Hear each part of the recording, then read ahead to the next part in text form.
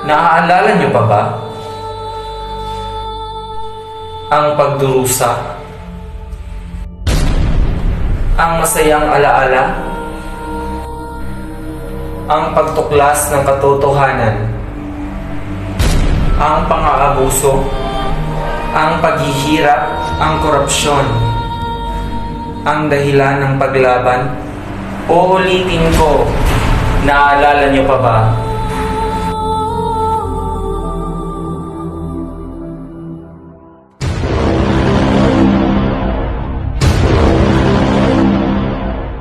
Ako, si Crisostomo Ibarra, nakilala sa Filibusterismo na Simon.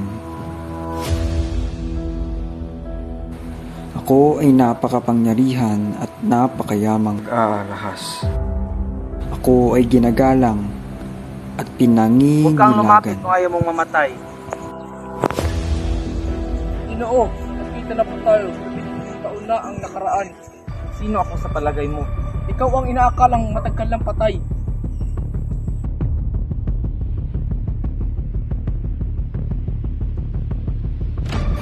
Ano ang inyong masasabi sa pagpapatayo ng akademya? Isang pangahas na hiling, bukod sa pagbaliwala ng aming kapangyarihan. Unti-unting nalalason ang Pilipinas. Basilio, makinig ka mabuti. Sa isang udyat ay sisiklab ang himagsik. Mamili ka, Basilio. Kamatayan o kinabukasan. Nakatiyak ba kayo? Hawak ko ang pamahalaan, Basilio. Ano ang gagawin ko? Gusto kong puntahan mo ang simbahan ng Santa Clara at kunin mo ang isang importanteng babae na tayo lang ang nakakakilala. Si? Clara? Oo, siya. Patawad, pero huli ka na. Patay na si Marifer Dinoon. Sinungaling. Duwag ka lang. Duwag.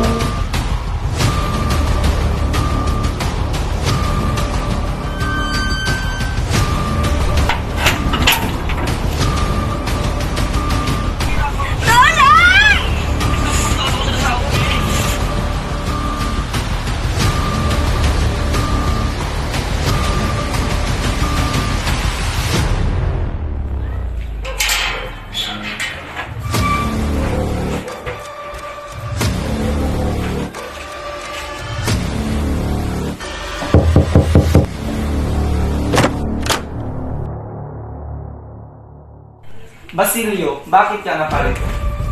Ginoong Simon, patawarin niyo ako. Ngayon nagising na sa totohanan. Nais kong umanib sa inyo.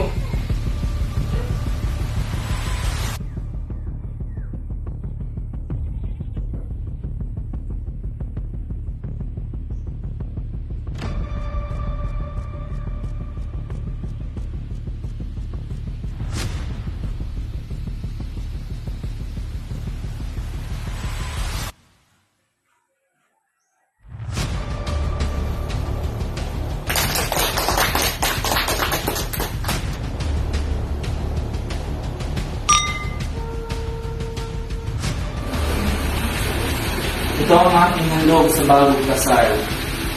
Kay gandang handog.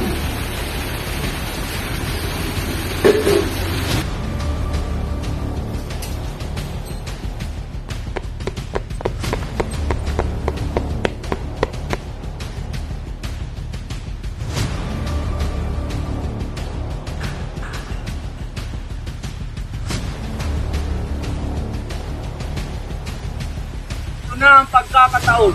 Ipakita natin na hindi tayo mga dugong alipin. Samahan niyo kong magsimagsik.